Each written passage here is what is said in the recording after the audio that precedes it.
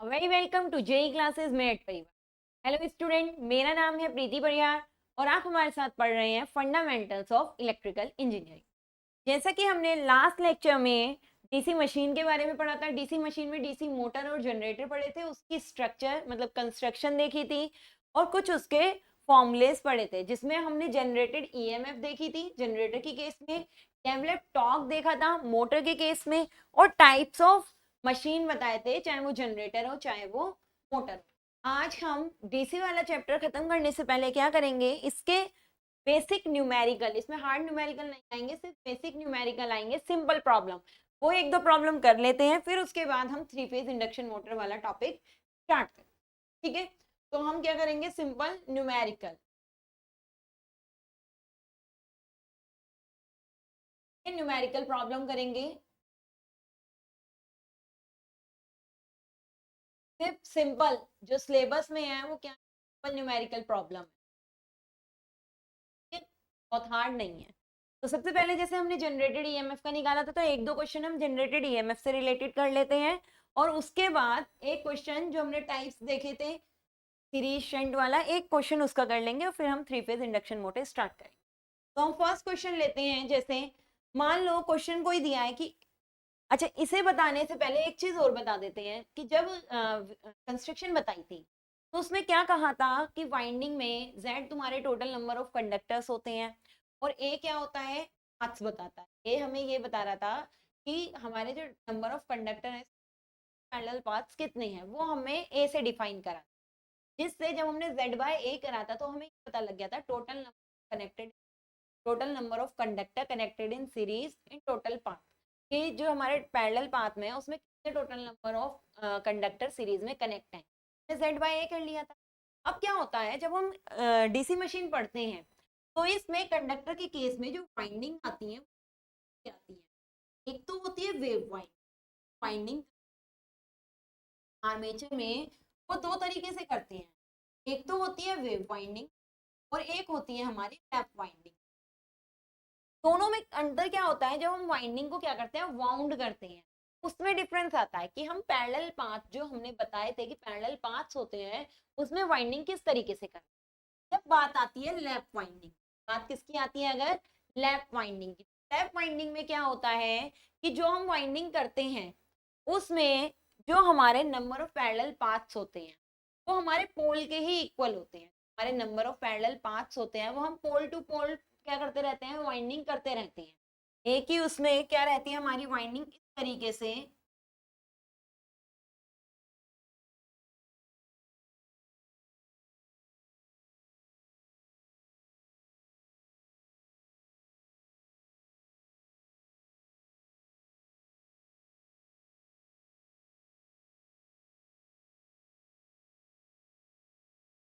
ऐसे वाइंडिंग होती है, इस तरीके से क्या हो जाती है, जुड़ जाती है, ये हमारी लैप वाइंडिंग में होती है। ठीक है, तो इस वाली लैप वाइंडिंग में क्या होता है, एक यहीं से कनेक्ट हुआ और इसी तरीके से पैरेलल पैरेलल पैरेलल करके दोनों एक जगह क्या हो जाते हैं, कनेक्ट हो जाते हैं।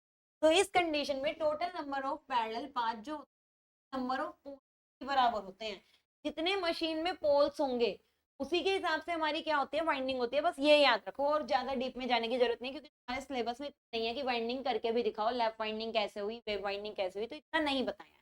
सिर्फ ये याद रखना, लैप वाइंडिंग के केस में ए इज इक्वल्स टू कितना होता है, पी के इक्वल होता है, कि नंबर ऑफ पैरेलल पाथ्स अगर कोई पूछेगा तो नंबर ऑफ पैरेलल पाथ्स कितने होंगे, जितने पोल होंगे उसी के equal number of parallel paths. लेकिन अगर केस आता है वेव वाइंडिंग का, कौन सी वेव वाइंडिंग आती है, अगर वेव वाइंडिंग आती है तो वेव वाइंडिंग में इस तरीके से नहीं होती वाइंडिंग, वेव वाइंडिंग में जो वाइंडिंग है वो हमारी क्या होती है, इस तरीके से नहीं होती, बल्कि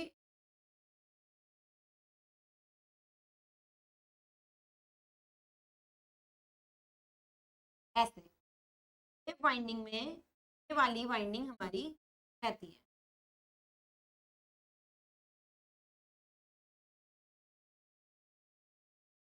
अलग अलग वाइंडिंग रहेगी। तो वेव वाइंडिंग डिफरेंट टाइप से होती है और जो लैप वाइंडिंग होती है वो क्या होती है, डिफरेंट टाइप से। एक डायग्राम बनाना पड़ता है उससे, ऐसे ऐसे करते करते करते करते करते क्या आते हैं, डिफरेंट डिफरेंट हमारे क्या आते हैं, पैरेलल। तो इसमें क्या हम बताते हैं कि जो नंबर ऑफ पैरेलल पाथ्स होते हैं कौन सी वाइंडिंग में? वेव वाइंडिंग में। वेव वाइंडिंग में जो नंबर ऑफ पैरेलल पाथ्स होते हैं वो कितने होते हैं? 2 ही होते हैं। वेव वाइंडिंग में याद रखना नंबर ऑफ पैरेलल पाथ्स हमेशा कितने होंगे? 2 ही रहेंगे। 2 ही नंबर ऑफ पैरेलल पाथ्स होते हैं। तो ये बस डिफरेंस याद रखना है, अभी न्यूमेरिकल आएगा तो इसका यूज हो सकता है। ठीक, तो न्यूमेरिकल दिया है कि एक 8 pole lap connected armature, 8 pole lap connected armature, इसका मतलब कौन सी वाइंडिंग है? लैप वाइंडिंग दी है, वाइंडिंग है lap winding. 8 pole lap connected winding, पोल कितने दे दिए? 8, ये 2 चीज दी है। 8 pole lap connected armature has 40 slots with 12 conductor per slots generated a voltage of 500 volt। क्या कहा है? लैप कनेक्टेड है, तो लैप कनेक्टेड से क्या लिख सकते हो? A is equals to 8 pole lap connected armature has 40 slots। क्या कहा है? 40 slots। तो slots कितने हो गए? 40। slots is 40 slots with 12 conductor पर स्लॉट। पर स्लॉट कितने कंडक्टर हैं?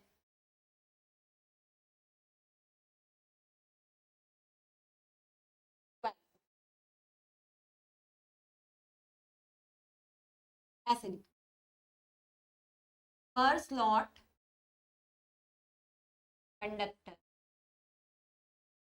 कंडक्टर पर स्लॉट इज 12। तो यहाँ से क्या निकल जाएगा? नंबर ऑफ पैरेलल पाथ्स निकल जाएंगे, अभी देख भी लेंगे। मतलब नंबर ऑफ पैरेलल पाथ्स तो पहले ही पता लग गए, Z निकल जाएगा। कंडक्टर पर स्लॉट है 12 और स्लॉट्स कितने हैं? 40। इसके बाद generates a voltage of 500 volt. कितनी वोल्टेज जनरेट कर रहा है? मतलब है क्या निकालने को? सारी चीजें यहाँ दिखी गई हैं। क्या निकालने को कहा है? Determine the speed at which it's running if the flux पर pole is 50 milli weber. Flux पर पोल 50 मिली, डिटरमाइन द, और कुछ तो, determine the speed if flux पर पोल इज 50 मिली वेबर। ठीक है, अब इसमें सारी चीजें दी हैं, स्पीड निकालनी है। तो हमें फॉर्मूला ई का तो पता ही है, ई जनरेटेड कितना होता है? N E by Z by A. अगर ये n किस में है? एनपीएस में, मतलब आरपीएस में, तो यहाँ 60 नहीं लिखोगे। आरपीएम में निकालोगे तो यहाँ कितना लिखोगे? 60। बस इतना अंतर है। अब देखो n निकालना है, ई हमें दे रखा है, p दे रखा है, a लैप वाइंडिंग है, तो a is equals to p होगा, तो a हमारा कितना हो जाएगा? 8। a हमारे पास कितना है? 8। ठीक है, यहाँ से a हमारे पास है, फाई हम पे है, p हम पे है, n निकालना है, z नहीं है। z कैसे निकालोगे? कंडक्टर पर स्लॉट कितने हैं? 12, और टोटल स्लॉट कितने दिए हैं? 40। तो कंडक्टर कितने आ गए? z is equals to 12 to 40। तो आ गया यहाँ से 480 आ गए हैं। ठीक है, फ्लक्स है 50 मिली वेबर। मिली वेबर को क्या लिख सकते हैं? इंटू 10 की पावर -3 वेबर, ऐसे लिख सकते हैं। ठीक है, ईजी की वैल्यू निकालनी है। ठीक है, किसकी वैल्यू निकालनी है? ईजी की। ईजी इज, ईजी की वैल्यू यहाँ से, ईजी कितना है? 500 वोल्ट। 500 एन फाइंड आउट करना है, मोल 8 दिया, फ्लक्स 50 मिली वेबर है, 10 की power minus Z 480 divide by A, P के बराबर है। ये हमारा आ गया। तो कितना हो जाएगा? यहाँ से देखो, सॉल्व करो, सॉल्व जितना कर सकते हैं। ठीक है, कैंसिल हो गया, वाली जीरो से ये वाली जीरो कट हो गई है, इस जीरो से ये जीरो, 50 बचा, 50 से हमारा 50 कैंसिल हो गया, 8 से 8 कैंसिल हो गया। ए और पी जहां भी लैप वाइंडिंग हो, ए और पी को ऐसे ही काट देते हैं। ए और पी इक्वल है, लैप वाइंडिंग है, और पी क्या हो जाता है हमारा? कैंसिल। कितना बचा यहाँ? 48 और 10 की power -3, n is equals to हमारा कितना आ गया 1/48 इंटू 10 की power -3, n is equals to 1000 by 40। तो 48 को 1000 से डिवाइड करो,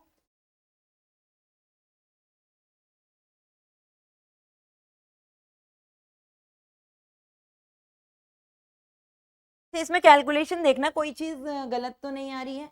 बाकी अब डिवाइड करके देखते हैं।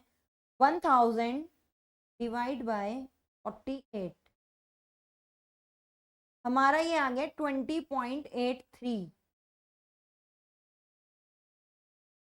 ठीक है, ये क्या आ रहा है हमारा 20.833 आ रहा है, ये तो आ रहा है हमारा। अभी खाली ऐसे लिख पॉइंट आगे आरपीएस में क्या आ रहा है, आरपीएस में 20.833। ठीक है, 20.833 में आ रहा है, ये आरपीएस में आ रहा है। तो हम इसे कितना भी लिख सकते हैं। कभी भी नंबर ऑफ रेवोल्यूशन जो लिखते हैं वो पॉइंट में नहीं लिखते, इसे पूरा लिखना पड़ेगा, या तो 21 लिखना पड़ेगा या 20 लिखना पड़ेगा, 20.833 नहीं लिखते। अगर यही हमें लिखना है आरपीएम में, ये हमें किस में लिखना है, अगर आरपीएम में, स्पीड इन आरपी, तो ये है आरपीएस में। आरपीएम में करने के लिए इसे क्या करना पड़ेगा, जो भी आरपीएस में आया है उसे मल्टीप्लाई किससे कर दो, 60 से। ये कहा था ना कि अगर यहाँ आरपीएम में होगा तो डिवाइड करना पड़ेगा 60 से, पर अब तो हम ये कैलकुलेट कर चुके हैं स्पीड, तो बस क्या करना है, इसे 0.83 डिवाइड बाय 60 के लिए आरपीएम के लिए वही फॉर्मूला बनाए जो वहां पे था। ये 60 अगर नीचे आ जाए, एन के नीचे अगर 60 ले जाओ तो ये स्मॉल एन भी तो बचेगा, हमारा वहां निकला है आरपीएस में, तो सेम चीज है। इसे और मल्टीप्लाई कर दो 60 से, 3.83। ठीक है, ये कंप्लीट आ रहा है। 60 से मल्टीप्लाई कर दोगे तो पॉइंट हटाने की जरूरत ही नहीं है, ये पूरा आ रहा है 1250।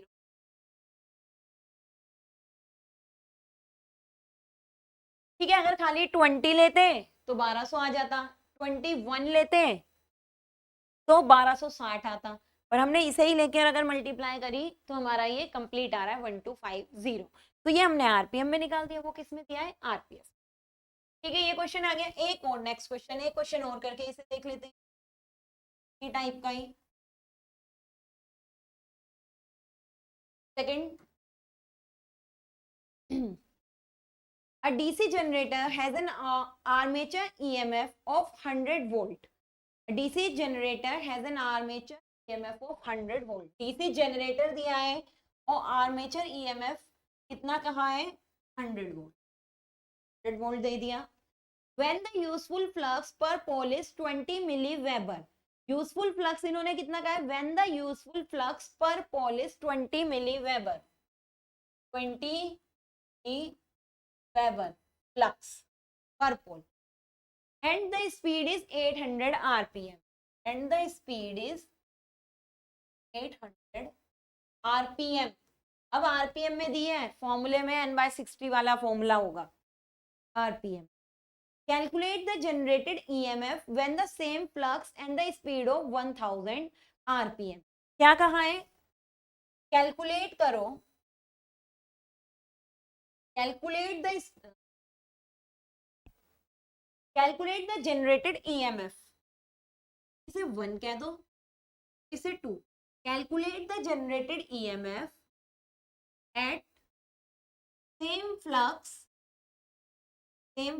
इसका मतलब y2 is y1 and speed is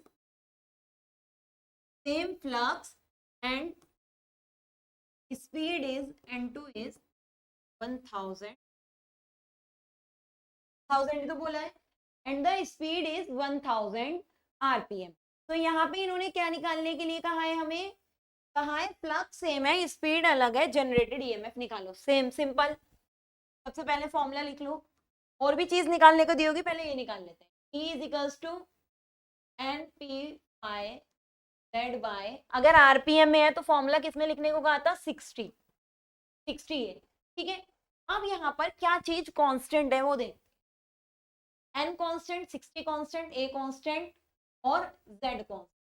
ये चीजें यहाँ पर क्या है, सॉरी n नहीं, n तो वेरिएबल है अभी, e constant, z constant, 60 constant, a। तो इसका मतलब जो eg है वो प्रोपोर्शनल है n के और फाई के। इसी के तो प्रोपोर्शनल है eg, eg is proportional to n और फाई। तो यहाँ से हम क्या भी लिख सकते हैं, g1 अपॉन eg n1 फाई1 फाई2। प्रोपोर्शनल का साइन हटा के मतलब इसकी जगह हम के भी लिख सकते हैं, जो कांस्टेंट वाली चीजें हैं, पर वही के यहाँ होगा, वही के यहाँ होगा, के से के क्या हो जाएगा, कैंसिल, क्योंकि अगर एक ही जनरेटर है तो number of parallel path, conductor, winding, वो सब क्या होगी, एक सी ही होगी, तो दोनों की क्या हो जाएगी, कैंसिल। अब Eg1 कितना है, फाई भी अभी दोनों का सेम है तो फ्लक्स काट सकते हो, पर लिख के भी देख लेते हैं। Eg1 कितना है 100, Eg2 कैलकुलेट करना है, N1 कितना है 800, फ्लक्स कितना है 20 मिली वेबर, ठीक। यहाँ पर N2 कितना है 1000, फ्लक्स कितना है सेम, फ्लक्स सेम है,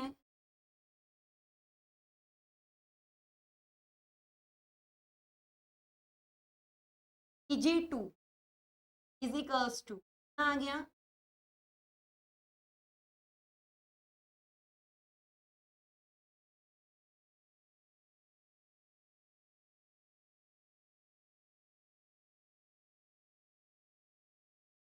ये आ गया, पहले 100 थी अब 125। और हम देख भी सकते हैं कि जनरेटेड ईएमएफ स्पीड के क्या है, डायरेक्टली प्रोपोर्शनल।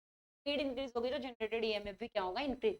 नेक्स्ट चीज देखते हैं और क्या पूछा है, और इन्होंने पूछा है with a flux per pole of 24 milliweber and a speed of 900 rpm।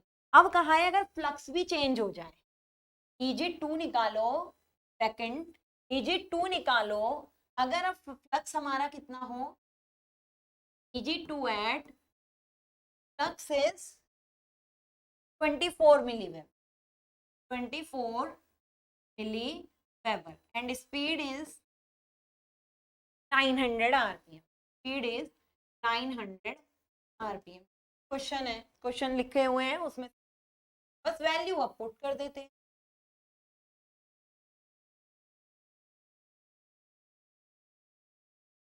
Eg1 100, Eg2 calculate करना है, N1 800, फ्लक्स 20 मिली वेबर,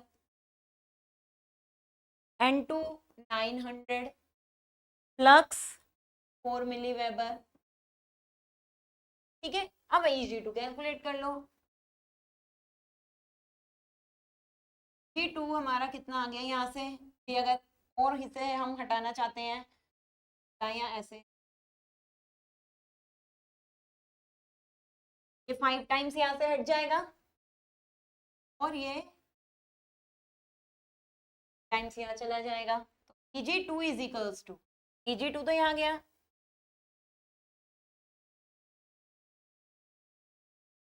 तीनों की मल्टीप्लाई कर दो,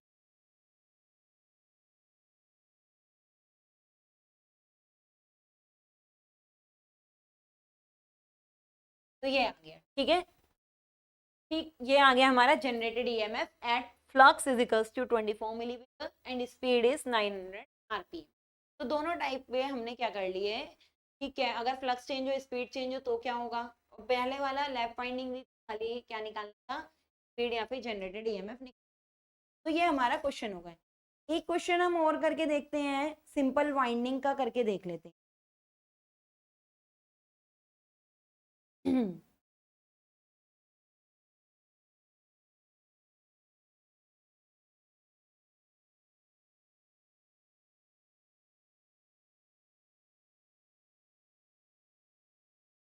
110 वोल्ट, 110 वोल्ट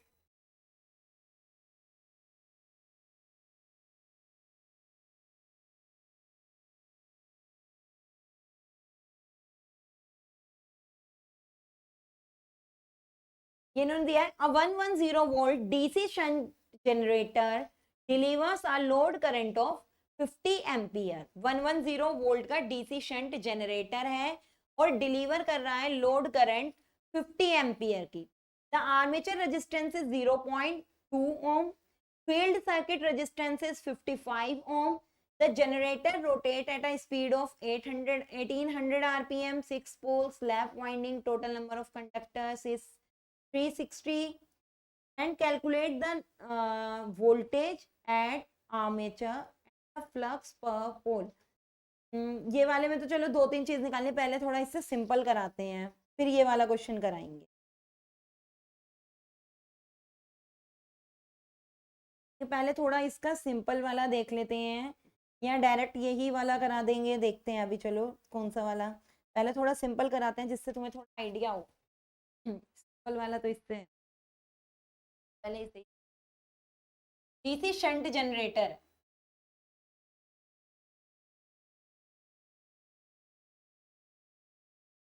शंट जनरेटर का, ठीक है, ये डीसी का क्या बन गया, शंट जनरेटर।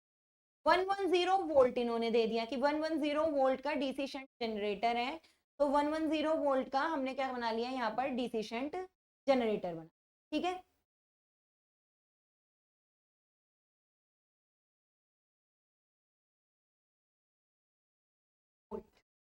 इसके बाद क्या कहा है, delivers a load current of 50 ampere, इसका मतलब जो ये लोड करंट डिलीवर कर रहा है,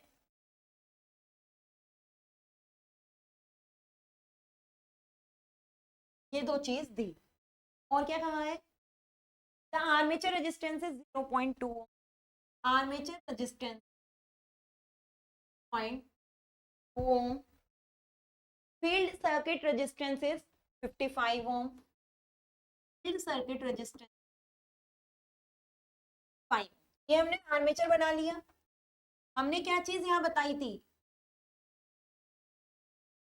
कि ये वो वोल्टेज है जो डिलीवर हो रही है, कितनी वोल्टेज डिलीवर कर रहा है, 110 वोल्ट, कितनी करंट डिलीवर कर रहा है, 3 एम्पियर। आर ए, ये हो गई जनरेटेड ईएमएफ, आर ए इसका रजिस्टेंस क्या, आर्मेचर, ये हो गई आर्मेचर की करंट आई है, ये आर्मेचर करंट है, और ये हो गई शंट करंट, वाइंडिंग की, शंट वाइंडिंग की करंट, और ये हो गई आर एस एच। तो फील्ड का रेजिस्टेंस ये रहा, आर्मेचर का रेजिस्टेंस ये रहा, लोड करंट टोटल इन्होंने क्या करी है यहाँ पर गिवन है, तो बस यहाँ फॉर्मूला लगाओ और इसकी वैल्यू, क्या क्या वैल्यू निकालनी है, इन्होंने क्या कहा है, जनरेटिंग स्पीड वगैरह दे दी है और कहा है फ्लक्स पर पोल निकालो और इसकी वोल्टेज निकालो आर्मेचर, तो बस ये वैल्यू कैलकुलेट करते हैं।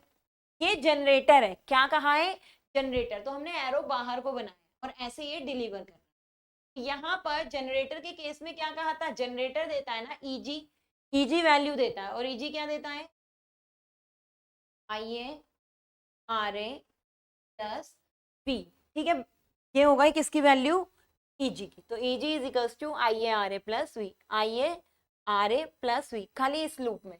अभी ये वाला लूप यहाँ पर देखो, तो आई ए आर ए हमें यहाँ पर पता है, आई ए नहीं पता, क्या निकालना पड़ेगा, आई ए निकालना पड़ेगा। अब दूसरी चीज हमें क्या पता है, V is equals to I S H R S H, V is equals to I S H R S H, V हमें पता है, V कितना है 110, आई एस एच नहीं पता, आर एस एच पता है,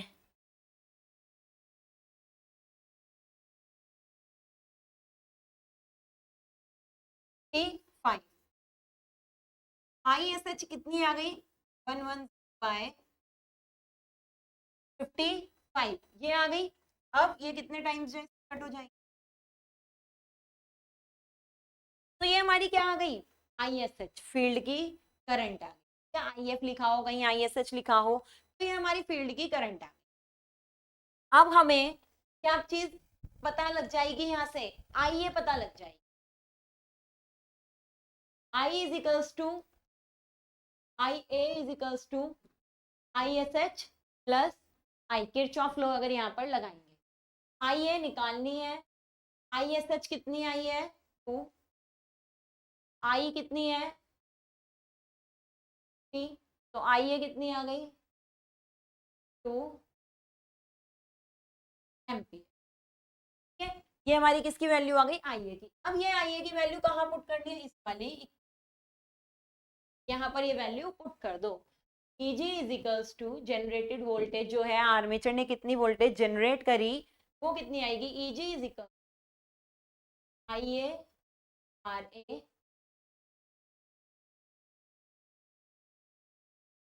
प्लस पी। हमें पता है जनरेटेड हमेशा ज्यादा ही आएगी, हो गई 2 की 0.2 से मल्टीप्लाई करो यहाँ पर, तो ये हमारी आ गई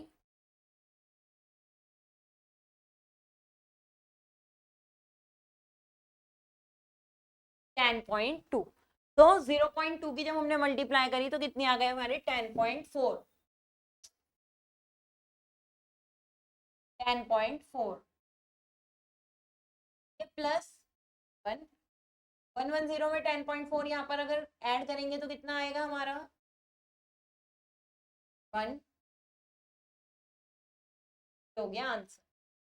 तो अगर ये भी कहे ना voltage at no load, armature voltage at no load, तो भी हमारी यही वैल्यू आई, क्या आ गई 120.4।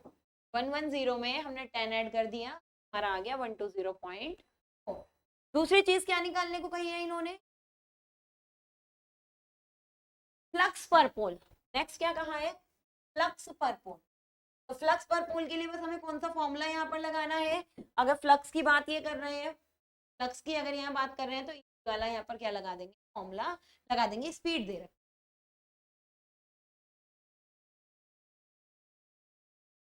स्पीड 1800 है, 6 पोल है, लैप वाइंडिंग है, टोटल नंबर ऑफ कंडक्टर 3 है। तो बस फ्लक्स निकालने के लिए पुरानी वाली करनी है, फ्लक्स निकालने के लिए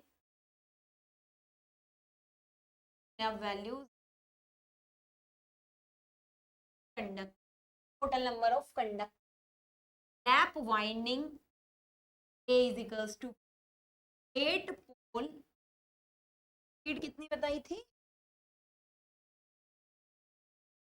6 pole and 1800 RPM speed, 6 pole and 1800 RPM speed. ठीक है, अब बस ये वैल्यू निकाल दो,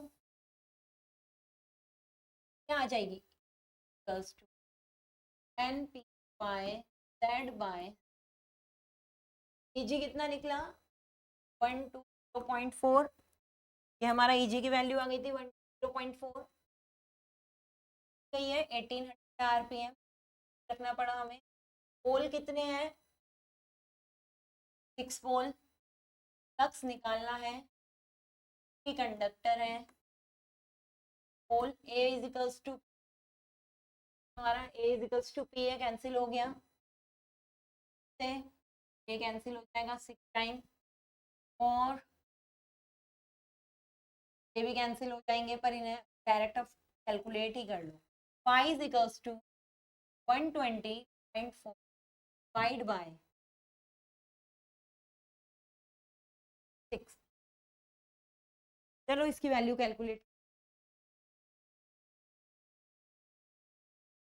120.4 डिवाइड बाय 6 टू 18, ये हमारा आया 0.11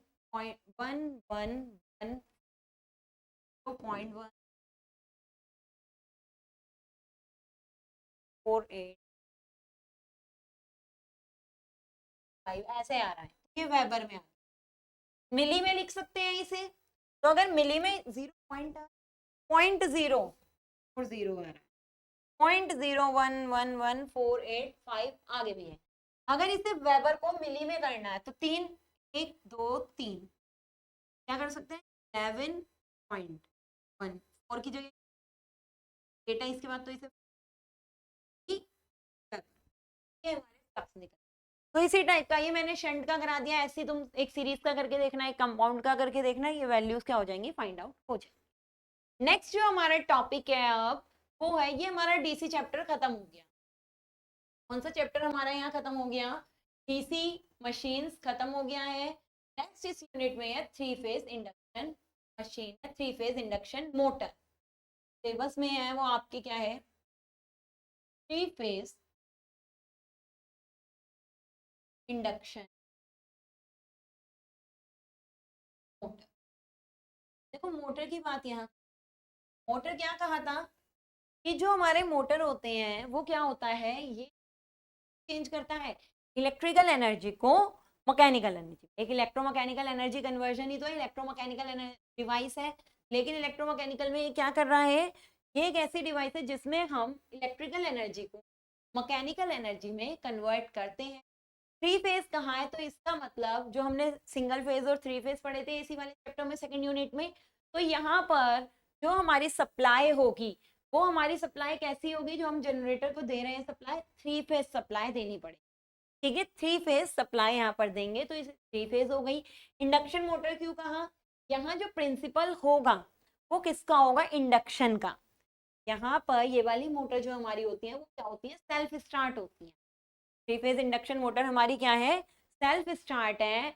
और इसमें हमें क्या नहीं करना पड़ेगा, कोई एक्स्ट्रा सप्लाई नहीं देनी पड़ेगी, ये अपने आप ही हमारी क्या हो जाएगी, ये मोटर इंडक्शन के प्रिंसिपल से अपने आप ही हमारी क्या हो जाती है, स्टार्ट हो जाती है। एक तरीके से हम ये भी कहते हैं कि जो इंडक्शन मोटर होती है, ये जो इंडक्शन मोटर होती है ये इंडक्शन के प्रिंसिपल पे वर्क कर रही है। सेम ऐसे ही हमारा वर्क कौन भी करता है, ट्रांसफॉर्मर भी करता था, जब ट्रांसफॉर्मर पढ़ाया था यूनिट 3 में। तो हम ये भी कहते हैं कि जो 3 फेज इंडक्शन मोटर होती हैं या जो इंडक्शन मशीन्स होती हैं वो हमारी कुछ कुछ या बहुत हद तक सेम होती है ट्रांसफॉर्मर की तरह, एज इट इज। बस ट्रांसफॉर्मर जैसे कि एक स्टेशनरी है, ट्रांसफॉर्मर हमारी कैसी डिवाइस है, स्टैटिक है। और वहां हम इलेक्ट्रोमैकेनिकल कन्वर्जन नहीं कहते बल्कि इलेक्ट्रोमैग्नेटिक कन्वर्जन कहते हैं, ये चीज कहते हैं। पर मैंने कहा था कि अगर कहीं भी हम कन्वर्जन की बात कर रहे हैं तो बेसिक प्रिंसिपल तो इलेक्ट्रोमैकेनिकल वाला ही चलता है, मतलब फैराडेज लॉ या इलेक्ट्रोमैग्नेटिक इंडक्शन ही चलता है। बस डिपेंड होता है कि कहाँ हम स्टैटिकली यूज कर रहे हैं, कहाँ हम डायनेमिकली इंड्यूस यूज कर रहे हैं। ठीक है, तो उसे हम इलेक्ट्रोमैग्नेटिक इंडक्शन बोलते हैं या इलेक्ट्रोमैग्नेटिक इंडक्शन भी बोलते हैं। यहाँ भी इलेक्ट्रोमैग्नेटिक इंडक्शन ही हुआ है, पर ये वाली डिवाइस इलेक्ट्रोमैकेनिकल डिवाइस। ठीक है, वहाँ इलेक्ट्रोमैकेनिकल नाम इसलिए नहीं लेते क्योंकि कोई भी रोटेटिंग पार्ट नहीं हो। दूसरी चीज हम ये कहते हैं, जैसे ट्रांसफॉर्मर में एक स्टेटर था रोटर था, सेम ऐसे ही यहाँ भी होता है, एक स्टेटर, जैसे सॉरी ट्रांसफॉर्मर में था एक प्राइमरी वाइंडिंग एक सेकेंडरी वाइंडिंग। यहाँ हमारा क्या होता है, मोटर है, मशीन है, मोटर मशीन में हमेशा क्या होता है, स्टेटर और रोटर। तो जो वहां पे प्राइमरी वाइंडिंग हमने कही थी, यहाँ ये कहा था एचवी वाइंडिंग और एलवी वाइंडिंग होती, तो जो हमारी सोर्स वाली वाइंडिंग थी, प्राइमरी वाइंडिंग थी, उसे हम यहाँ पे मान लेते हैं स्टेटर की तरह। और जो हमारी लोड साइड वाली वाइंडिंग कह दिया था, तो लोड साइड वाली वाइंडिंग को हम किसकी तरह कह देते हैं, रोटर की तरह यहाँ पर कह देते हैं। बाकी जो प्रिंसिपल होता है, जो इसमें इंडक्शन होता है, इंडक्शन बिल्कुल सेम तरीके से होता है उसकी तरह यहाँ पर, इसलिए हम कहते हैं बहुत हद तक हमारा जो 3 फेज इंडक्शन मोटर है और ट्रांसफॉर्मर है ये वर्किंग में और समझाने के तरीके में बिल्कुल एक दूसरे, या जो इसका प्रिंसिपल ऑफ ऑपरेशन होता है वो क्या रहता है, सेम सेम ही होता है। अब सेम सभी मशीन की तरह जो 3 फेज इंडक्शन मोटर होती हैं, दो मेन पार्ट होते हैं। कौन से, एक हमारा स्टेटर होगा और एक हमारा रोटर। स्टेटर हमारा कौन सा पार्ट है, सेम स्टेटर हमारा पार्ट है स्टेशनरी, तो पार्ट हमारा क्या नहीं करेगा, रोटेट नहीं करेगा। रोटर हमारा कौन सा पार्ट है, रोटेटरी, जो हमारा क्या करेगा, रोटेट करेगा। अब जैसे मैंने डीसी मशीन में कहा था कि वाइंडिंग थोड़ी उल्टी रहती है, वाइंडिंग उल्टी का मतलब कि वहां हमने तो फील्ड वाइंडिंग थी वो हमने किस पे करी थी, फील्ड वाइंडिंग हमने स्टेटर पे करी थी। जो हमने आर्मेचर वाइंडिंग करी थी, जो करंट कैरी करता है, वो हमने किस पे करी थी, रोटर पे करी थी। वो किस में होता था, डीसी में। यहाँ पर जस्ट अपोजिट ही होगा, जो हमारे लिए सही रहता है क्या, कि यहाँ पर जो स्टेटर होगा, स्टेटर पे तो वाइंडिंग करेंगे आर्मेचर वाइंडिंग, स्टेटर पे कौन सी वाइंडिंग करेंगे, आर्मेचर वाइंडिंग, मतलब जो करंट कैरी करेगी वो वाली वाइंडिंग। और रोटर पे कौन सी वाइंडिंग करेंगे, रोटर पे होती है फील्ड वाइंडिंग। का मतलब क्या है, का फील्ड का वाइंडिंग का मीनिंग क्या है, कि सेम जो क्या डेवलप कर रही है, फील्ड डेवलप कर, या फील्ड वाइंडिंग और आर्मेचर वाइंडिंग अगर नहीं भी कहो तो हम क्या कहेंगे, कि जो हम सप्लाई देंगे वाइंडिंग को, जो बाहर से सप्लाई आएगी वो हम किस पे देंगे, स्टेटर पे देंगे। वहां हम किस पे दे रहे थे, आर्मेचर पे दे रहे थे, रोटर पे दे रहे थे, यहाँ किस पे देंगे, स्टेटर पे देंगे। ठीक है, तो हम क्या कहते हैं कि आर्मेचर वाइंडिंग हो यहाँ पे वैसे इस आर्मेचर वाइंडिंग नहीं कहा जाता, क्या कहा जाता है, स्टेटर वाइंडिंग। स्टेटर पे कौन सी वाइंडिंग होती है, स्टेटर वाइंडिंग होती है। रोटर पे कौन सी वाइंडिंग है, रोटर वाइंडिंग बोलते हैं। बस मैं तुम्हें समझाने के लिए कि अगर डीसी से कंपेयर कर रहे हो तो क्या कहेंगे कि जो आर्मेचर है, मतलब जो करंट कैरी करने वाली वाइंडिंग है, वो किस पे रहेगी, स्टेटर पे रहेगी। ठीक है, इसी से ही हमारा क्या होता है, मैग्नेटिक फील्ड यहाँ पर प्रोड्यूस होता है। हमें और मशीन की क्या करने की जरूरत नहीं, मैग्नेटिक फील्ड अलग से बना नीड नहीं है डीसी की तरह। ठीक है, या कोई परमानेंट मैग्नेट भी ले लेते हैं जैसे, तो डीसी में ऐसा भी होता है, लेकिन यहाँ पर यही हमारा क्या बना देती है, फील्ड बना देती है। ट्रांसफॉर्मर वाला हिसाब भी, तो स्टेटर पे होगी स्टेटर वाइंडिंग, रोटर पे होगी रोटर वाइंडिंग। तो हम यहाँ पर क्या नाम देते हैं, स्टेटर वाइंडिंग और रोटर वाइंडिंग ही कह देते हैं, आर्मेचर और फील्ड वाइंडिंग कहने की जगह। ये चीज हमें याद रखनी है क्योंकि ये सेल्फ स्टार्ट ही होती है। स्टेटर पे कौन सी वाइंडिंग कह दो, स्टेटर वाइंडिंग कह दो, कि स्टेटर पे हमारी कौन सी स्टेटर वाइंडिंग, आर्मेचर रोटर पे हमारी कौन सी रोटर। स्टेटर बिल्कुल सेम ही रहता है, जितने अदर स्टेटर रहते हैं उसकी तरह ही रहता है, बस अंतर क्या होता है, यहाँ वाइंडिंग होती है स्टेटर। रोटर के अकॉर्डिंग ही हमारी जो थ्री फेज इंडक्शन मोटर है वो दो पार्ट में डिवाइड है।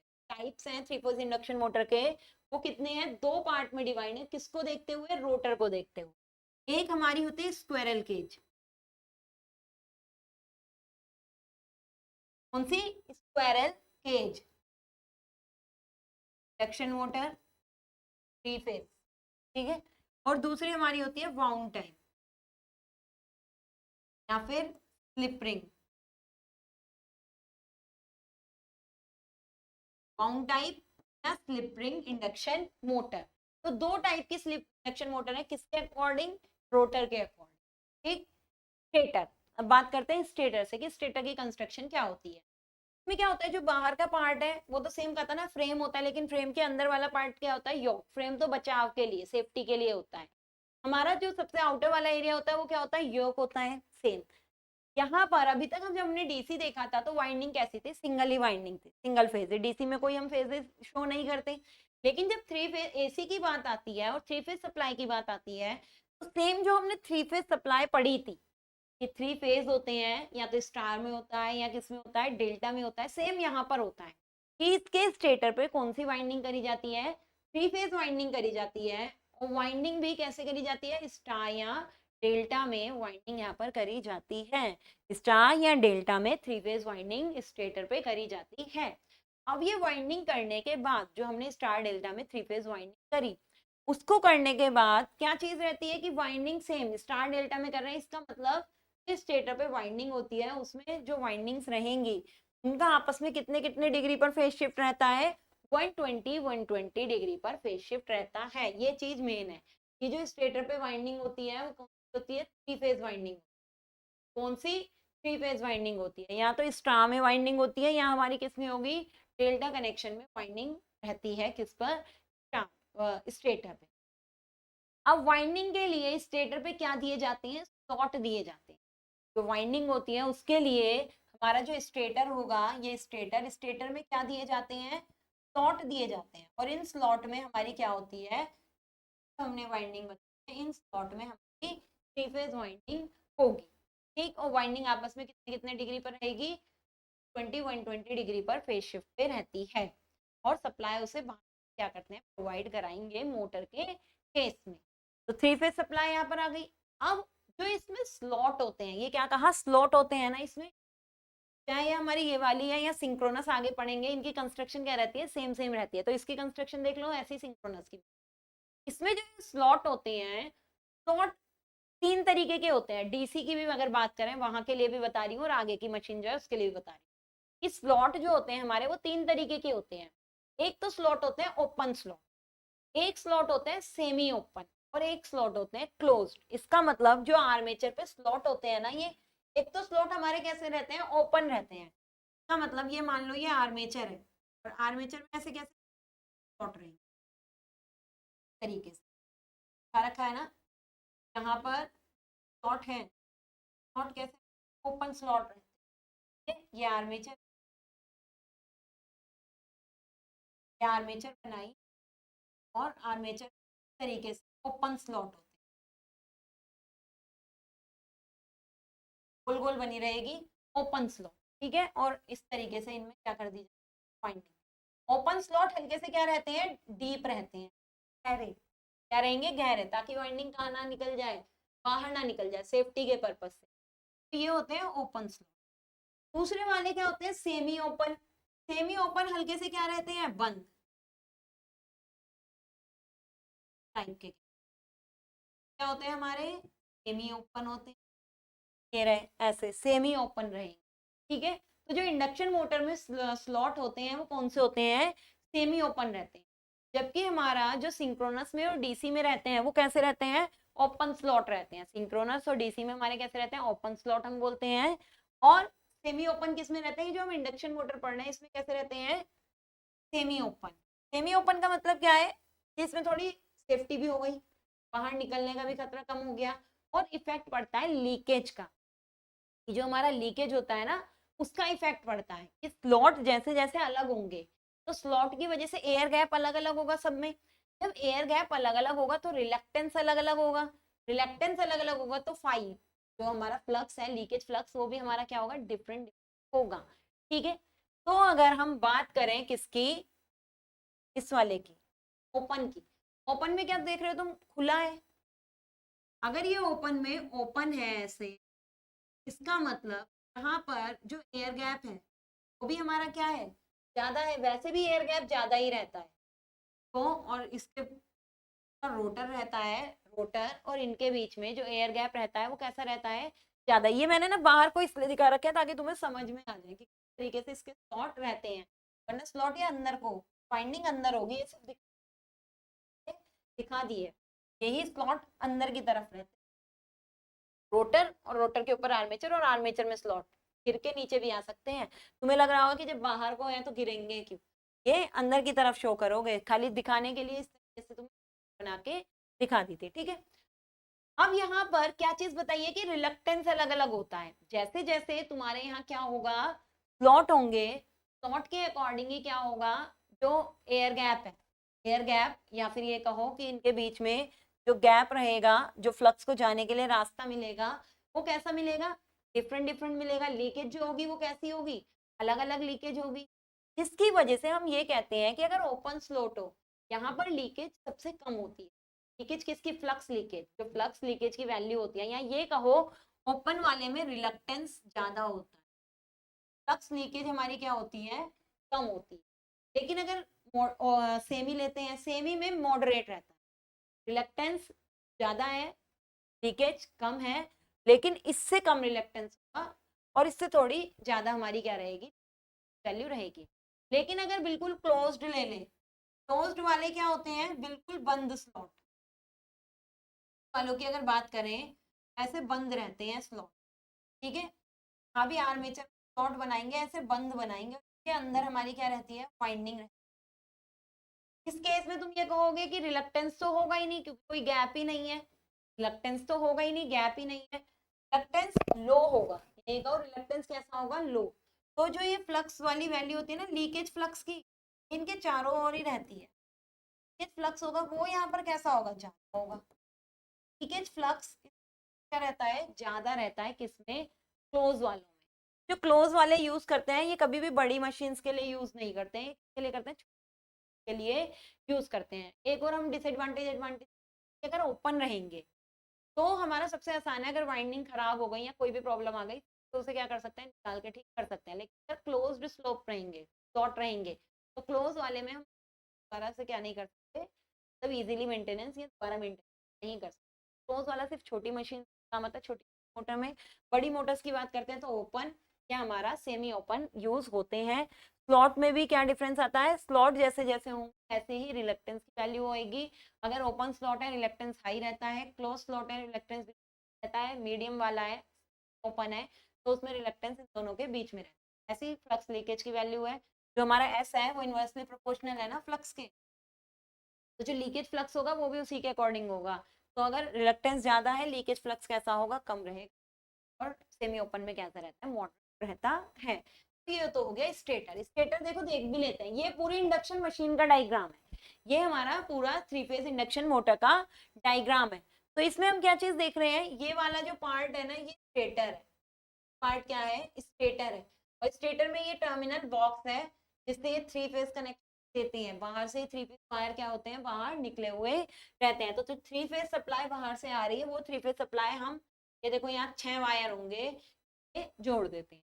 ठीक, मोटर में बाहर तो फ्रेम है, फ्रेम के अंदर वाला पार्ट ही योक है, और इसी पे हमारे क्या रहते हैं स्टेटर है, या एक अंदर वाला पार्ट क्या है स्टेटर है, और स्टेटर में ही हमारे क्या रहते हैं स्लॉट रहते हैं। इस स्लॉट में देखो ये जो वाइंड कॉपर कलर की हम यहाँ पर जो वाइंडिंग करते हैं वो किससे करते हैं कॉपर से।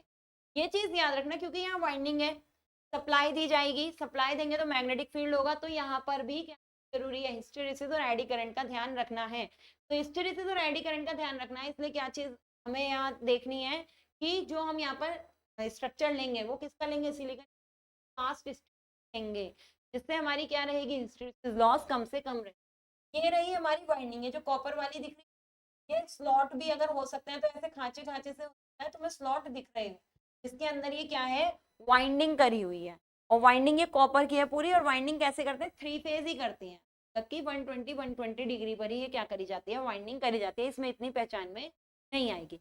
अब इसका ये क्या है देखो, ये रोटर है, ये जो बीच में है ना ये शाफ्ट है पूरी, और शाफ्ट पे ये क्या है रोटर बाहर निकाल के दिखा रखा है, रोटर भी दिखाते हैं। रोटर के बाद ये क्या होता है एंड वाला पार्ट है तुम्हारा क्या एंड रिंग, और तब एंड रिंग अभी नहीं कहोगे, एंड रिंग इसमें होती है, ये हमारा एंड फ्रेम का एंड वाला पार्ट है, फ्रेम को क्या करते हैं क्लोज। इसी की ही शाफ्ट पर, ये शाफ्ट अभी लगाएंगे पीछे, यहीं पर ही शाफ्ट पर क्या रहती है हमारी बियरिंग भी रहेगी और फैन भी रहेगा। कूल करने के लिए यहाँ क्या लगे रहते हैं फैन लगा रहता है, और ये फ्रेम को क्लोज करने के लिए एंड फ्रेम होता है, ये इसका ही बॉक्स है। इसके बाद ये हमारा पार्ट है देखो रोटर का, रोटर की ये तो होती है शाफ्ट, सिल्वर कलर की क्या है ये है रोटर की शाफ्ट, और ये रोटर का टाइप, ये रोटर का टाइप दिखा रखा है, ये रोटर का कौन सा टाइप दिखा रखा है, दो रोटर बताए थे, एक स्क्वायरल केज होता है एक वाउंड टाइप होता है, ये हमारा कौन सा है स्क्वायरल केज टाइप रोटर यहाँ पर शो कर रखा है, स्क्वायरल केज अभी रोटर दिखा देंगे। रोटर की शाफ्ट, और शाफ्ट पे यहाँ पर क्या होती है अगर हमारा कौन सा वाला है स्लिप रिंग टाइप का रोटर है, तो रोटर पर ही क्या होगी स्लिप रिंग भी यहाँ पर दी है। ठीक है, अगर हमारा क्या है रोटर कौन से टाइप का है पाउंड टाइप है या स्प्रिंग टाइप का है, तो स्प्रिंग भी हमारी किस पे माउंट रहती है शाफ्ट पे माउंट रहती है, और उसी पे ब्रश लगे रहते हैं, और बाहर से हम क्या कर सकते हैं कनेक्ट कर सकते हैं अगर कनेक्ट करनी है। बाकी इस शाफ्ट पर ही शाफ्ट कीइंग होती है, जिससे हम कोई भी लोड जो घुमाना है उसमें क्या कर सकते हैं करा सकते हैं। ये स्ट्रक्चर पूरी क्या हो जाती है बंद, ये एंड फ्रेम्स रहते हैं, ये फ्रंट वाला है और ये एंड वाला फ्रेम है, इसको क्या कर देते हैं पोस्ट कर देते हैं। किसकी स्ट्रक्चर है पूरी 3 सेक्शन स्ट्रक्चर दे दी। नेक्स्ट क्या कहा है कि रोटर के अकॉर्डिंग हमारी जो मशीन होती है वो कितने पार्ट में डिवाइड होती है, दो पार्ट में डिवाइड होती है। कौन कौन से दो पार्ट में डिवाइड है, एक स्क्वायरल केज और एक वाउंड टाइप। तो ये फर्स्ट हमारी कौन स्क्वायरल केज,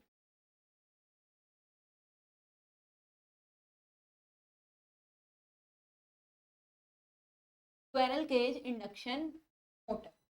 इसमें स्क्वायरल केज इसे क्या नाम क्यों नाम दिया, जो इसका ये रोटर है स्क्वायरल केज इंडक्शन मोटर में जो स्क्वायरल केज मोटर है, जो स्क्वायरल का केज होता है उसकी तरह ही है, जैसे रैट वाला या स्क्वायरल का केज देखा होगा जिसमें वाली एक्सरसाइज करते हुए भी देखा होगा, तो सेम एक केज की तरह होता है, तो इस स्क्वायरल केज कहा जाता है।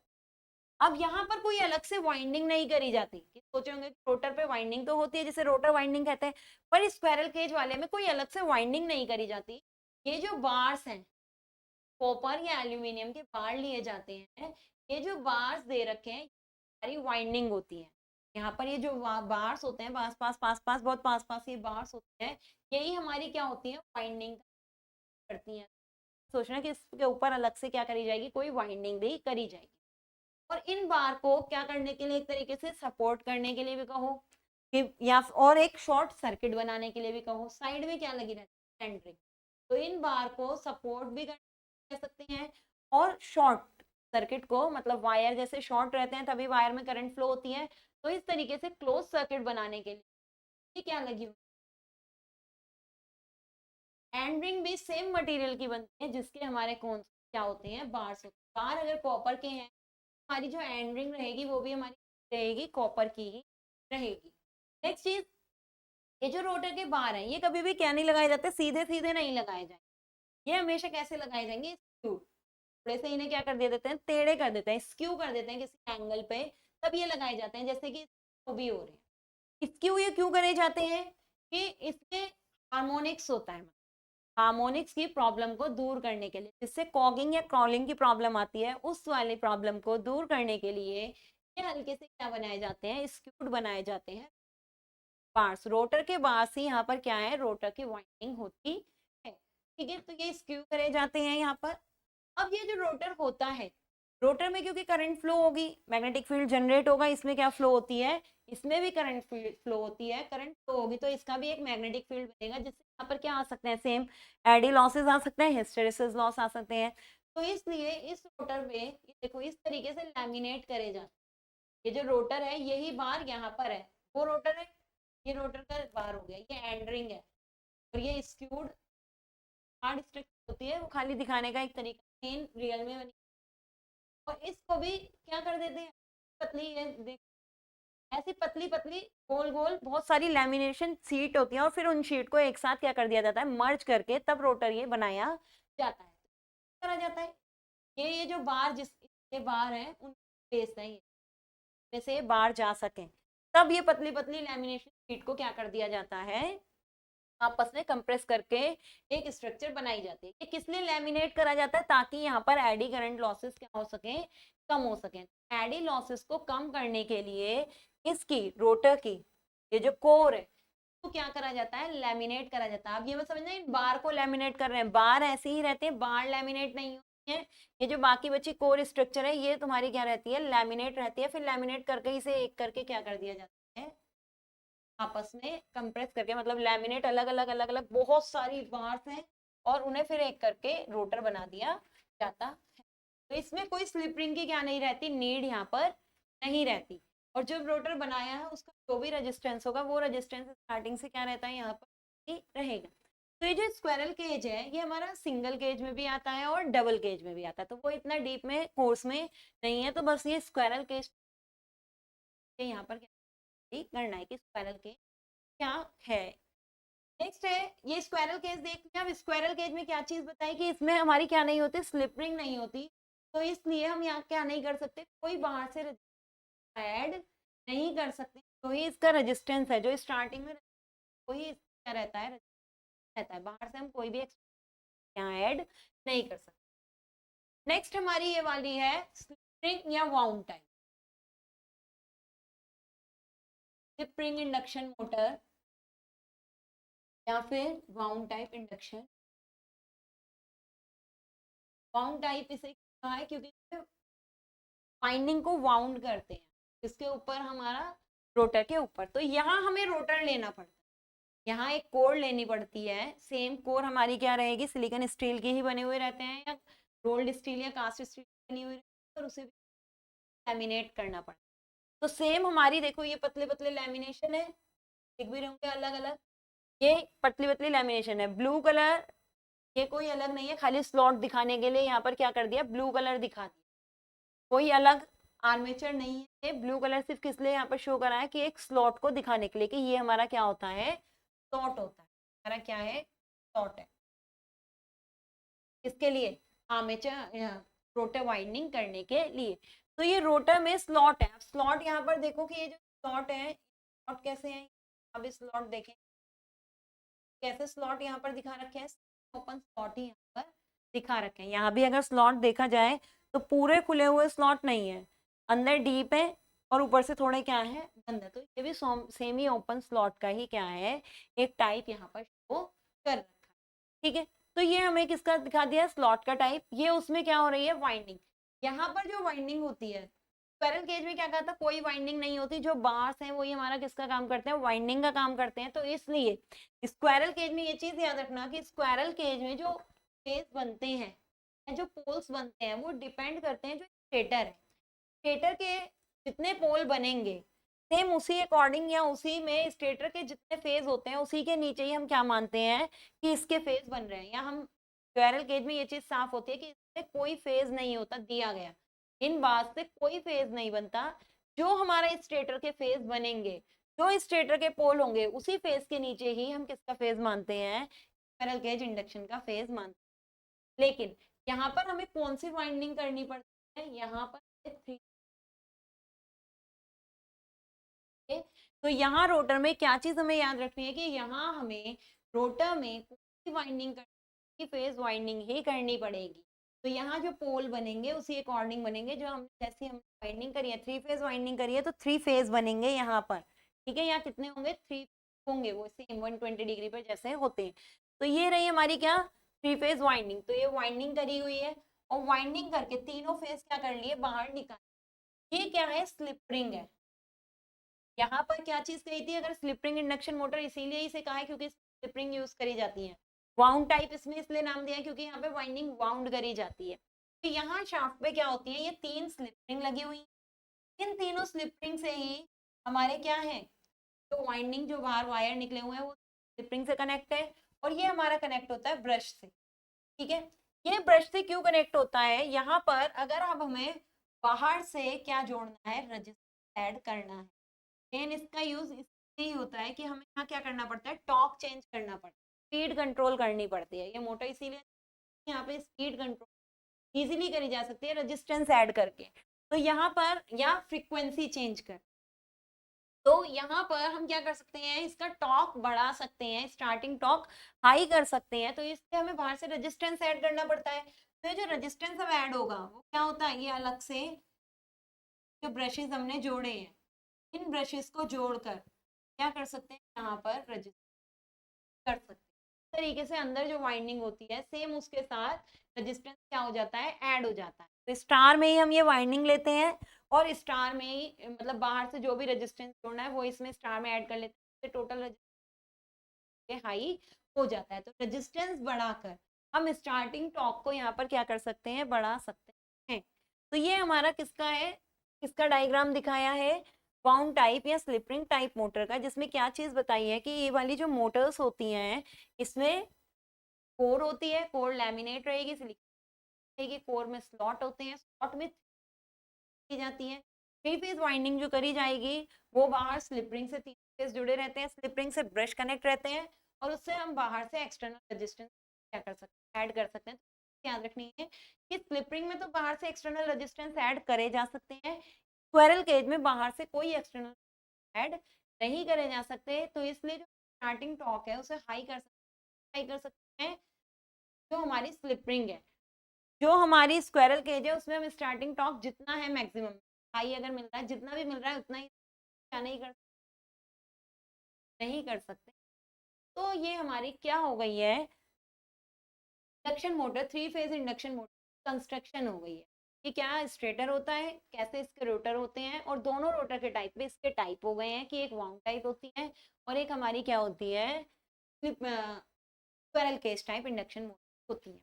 दोनों में इनमें हल्का फुल्का क्या भी रहता है, थोड़ा बहुत, मतलब किस चीज का डिफरेंस है, स्ट्रक्चर का तो है ही, मेन है स्टार्टिंग टॉर्क का और स्पीड कंट्रोल का, कि कंट्रोल करनी है तो और अगर वो वाली है तो करी जा सकती है। इन टॉर्क है कि स्टार्टिंग टॉर्क इसका हाई होता है ऐड करा, और उसका अगर स्टार्टिंग टॉर्क इसकी कंपेयर में गए क्योंकि उसमें हम बाहर से एक्सटर्नल ऐड नहीं कर सकते। नॉर्मली अगर इसमें एक्सटर्नल रेजिस्टेंस ऐड नहीं कर रहे हैं तब अगर बात करें तो उसका स्टार्टिंग रेजिस्टेंस या उसका स्टार्टिंग टॉर्क तब हम हाई कह सकते हैं, विदाउट एक्सटर्नल करे। अगर ऐड कर देते हैं तब हम टॉर्क क्या कहते हैं, हाई होता है ऐड करने पर। तो ये हमारी हो गई 3 फेज इंडक्शन मोटर कंस्ट्रक्शन। अब हम क्या कहेंगे, अगर 3 फेज इंडक्शन प्रिंसिपल है, प्रिंसिपल या फिर working, working of 3 phase induction motor. इसकी वर्किंग अब क्या होती है, सेम। अब हमने यहाँ क्या करते हैं, इसके स्टेटर पर 3 फेज सप्लाई दी जाती है। स्टेटर पे हमने क्या, 3 फेज सप्लाई, जब स्टेटर पे 3 फेज सप्लाई यहाँ पर दी है तो इस यहाँ पर क्या होगा, 3 फेज की तरह ही तो ये भी पोल है और वहां पर क्या दिए, 3 फेज सप्लाई दी है। एक फेज होगा उससे सप्लाई आएगी, चाहे करंट की वैल्यू गए हैं किस, फेज होगा इससे 120 डिग्री वाली वैल्यू आएगी। जो तीसरा फेज होगा इससे 120 इस तरीके की वैल्यू आएगी। ये हो गई सप्लाई। अब इसमें क्या है, अगर हम 3 फेज कनेक्शन यहाँ देख रहे हैं,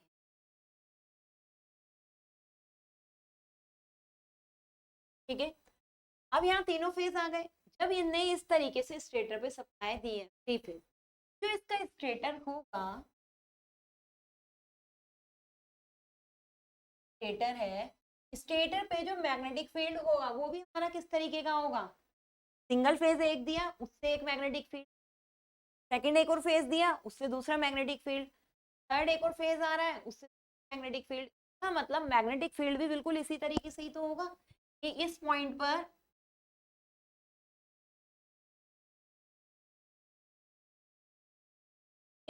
पर अगर इस वाले का 0 है, दूसरे वाले का जो वाई फेज वाले का फेज होगा पॉजिटिव में, और जो वाई वाला है उसका जो फ्लक्स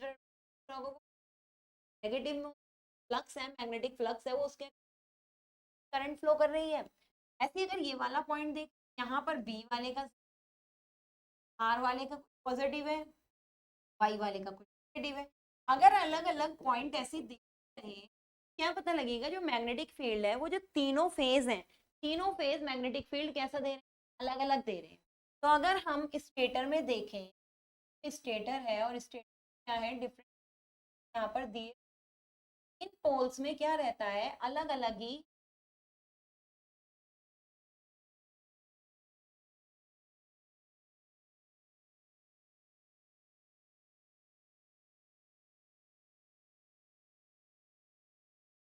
तो इन पोल में अलग अलग ही हमारे क्या रहते हैं, मैग्नेटिक रहेंगे। यहाँ पर डिफरेंट डिफरेंट क्या हो रहे हैं, जनरेट हो रहे हैं।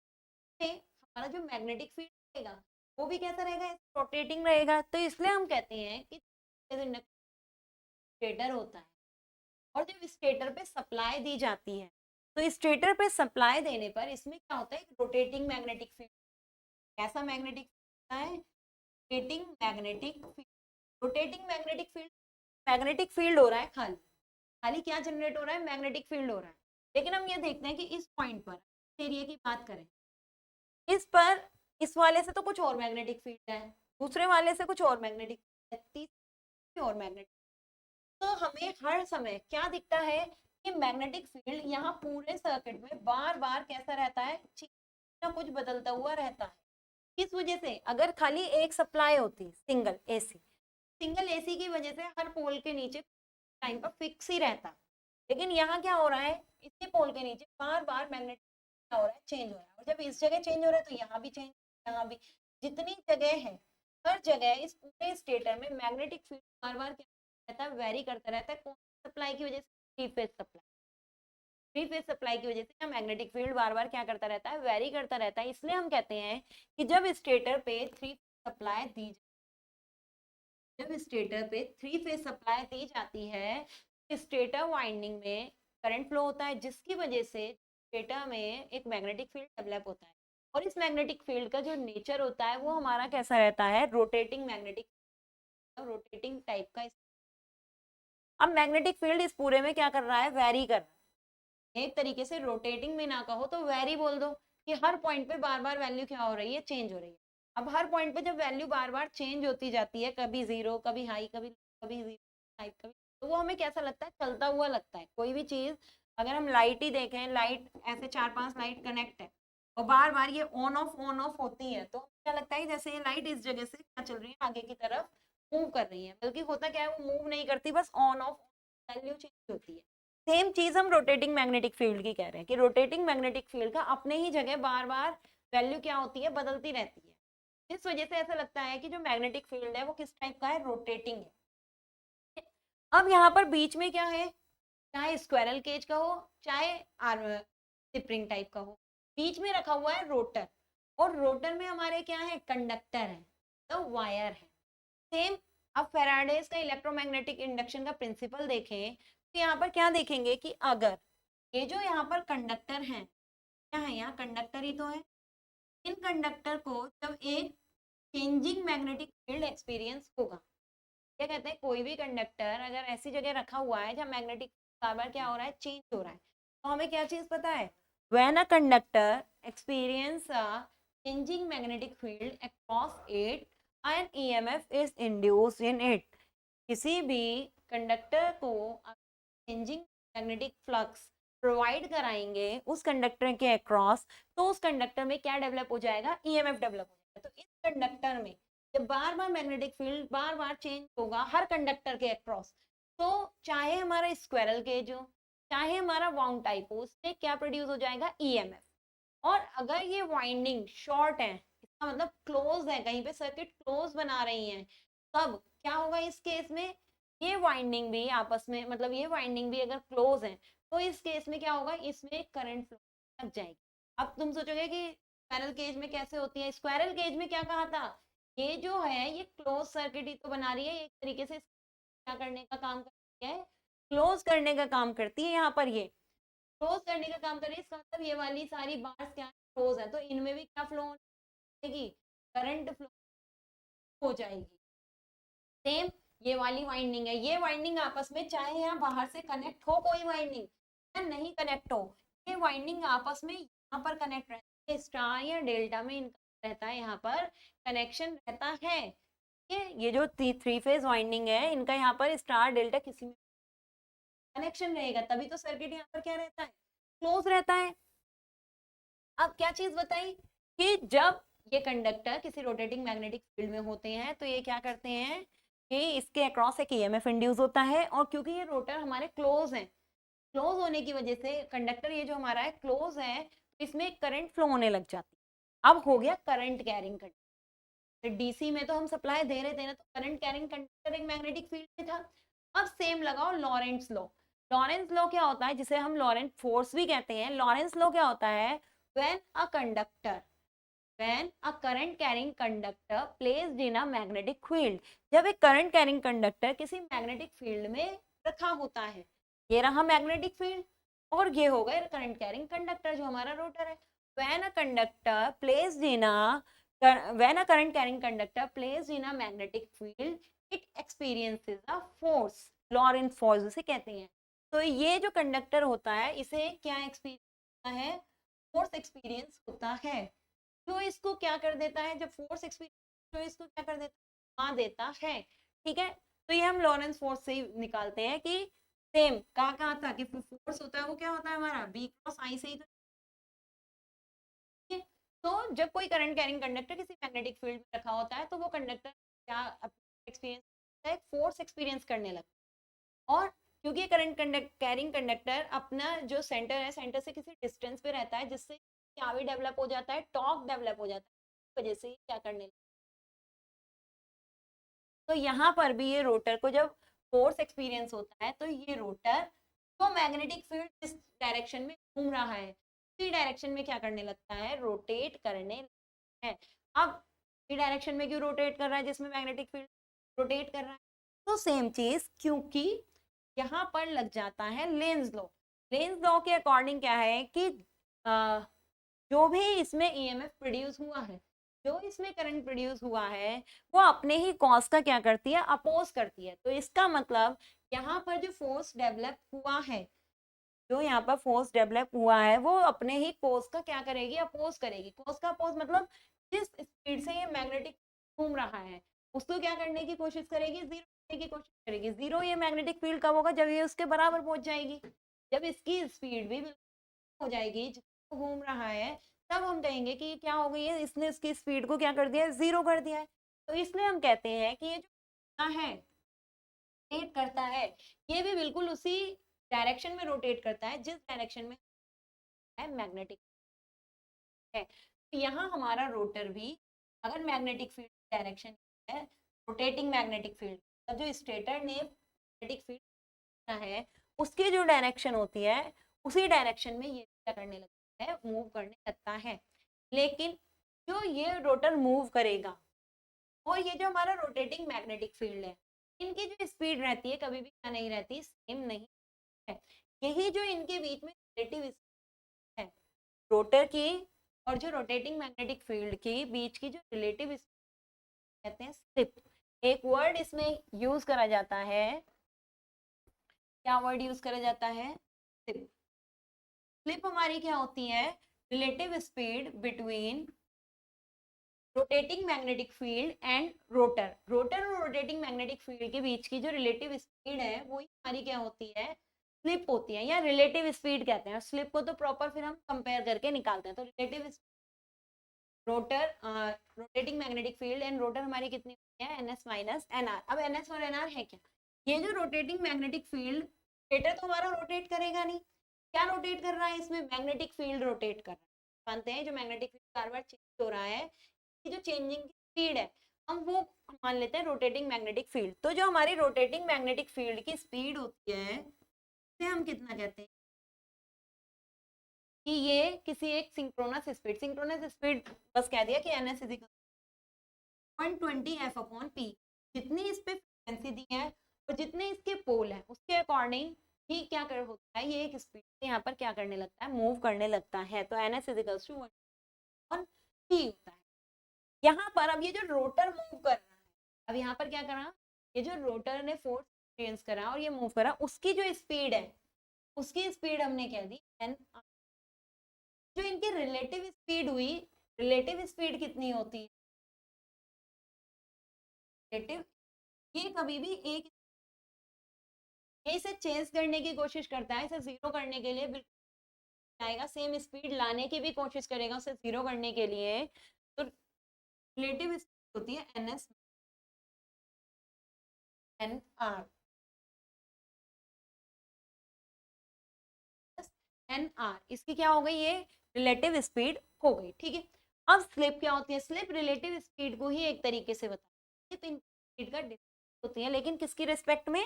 रोटेटिंग मैग्नेटिक फील्ड की respect minus N R, N S minus N R upon N S. और परसेंटेज में निकालेंगे तो यहाँ किसने से मल्टीप्लाई कर देंगे? 100 से मल्टीप्लाई कर देंगे। Slip is equals to N S minus N upon N S हमारी यहाँ पर हो जाएगी। ये होती है स्लिप। अब ये स्पीड कहते हैं कि क्यों ये एक दूसरे की स्पीड के यहाँ पर बराबर नहीं होते। कि मान लो ये रोटर घूम रहा है और हमेशा हमने क्या कहा, इससे थोड़ा सा क्या रहता है? पीछे थोड़ी सी स्पीड कमी रहती है, बिल्कुल बराबर नहीं होती। थोड़ी सी का मतलब अगर ये 1500 है तो वो 1420 1430 कुछ इस टाइप की स्पीड में रहेगी। अब ये क्या करता है, जैसे रोटर बिल्कुल इसे घुमा, इसके साथ ही जाने की कोशिश करता है कि फील्ड है उसी स्पीड। और ऐसी मान लो कोई कंडीशन आ भी जाती है कि एन एस बराबर क्या हो गया? एन आर हो गया। जिस कंडीशन में एन एस बराबर एन आर हो गया, मतलब इनकी रिलेटिव स्पीड कितनी हो गई? जीरो यहाँ पर हो जाएगी। जब रिलेटिव स्पीड ही जीरो हो गई तो रोटर को जो रोटेटिंग मैग्नेटिक फील्ड है वो चेंजिंग तो लगेगा नहीं। अगर रिलेटिव स्पीड जीरो हो गई, ये रोटर बिल्कुल उसी स्पीड से घूम गया जिस स्पीड से रोटेटिंग मैग्नेटिक फील्ड, तो उस कंडीशन में जो रोटर है उसे जो मैग्नेटिक फील्ड है वो क्या नहीं लगेगा? चेंजिंग नहीं लगेगा, कांस्टेंट लगेगा। जिस वजह से हम क्या कह सकते हैं, अब तो रोटर है, रोटर बार में मैग्नेटिक फील्ड चेंज नहीं हो रहा है, तो वहां क्या प्रोड्यूस नहीं होगा? कोई ईएमएफ प्रोड्यूस नहीं होगा। ईएमएफ प्रोड्यूस नहीं होगा तो कोई करंट नहीं होगा।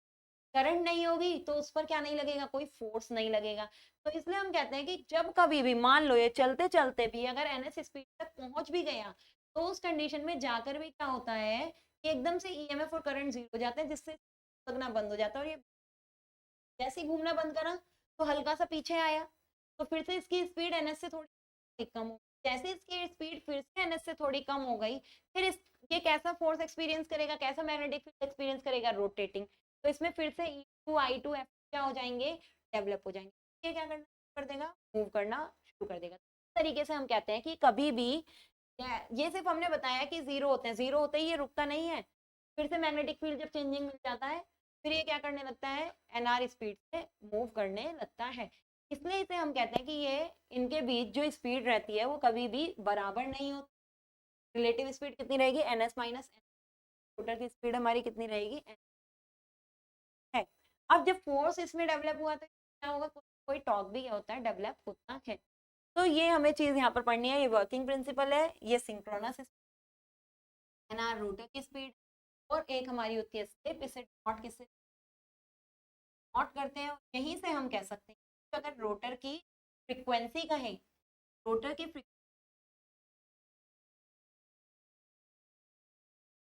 एफ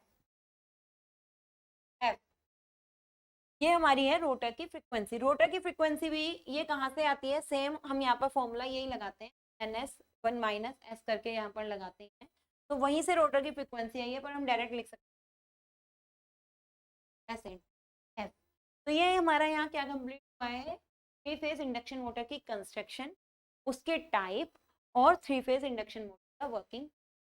नेक्स्ट लेक्चर में हम क्या करेंगे, इसकी टॉर्क कैरेक्टरिस्टिक देखेंगे, टॉर्क और स्लिप कैरेक्टरिस्टिक्स और एप्लीकेशन देखेंगे, उससे हमारा थ्री फेज इंडक्शन मोटर खत्म हो जाएगा। तो इस लेक्चर को हम यहीं पे खत्म करते हैं, अब आपसे मिलेंगे नेक्स्ट लेक्चर में, तब तक के लिए गुड बाय।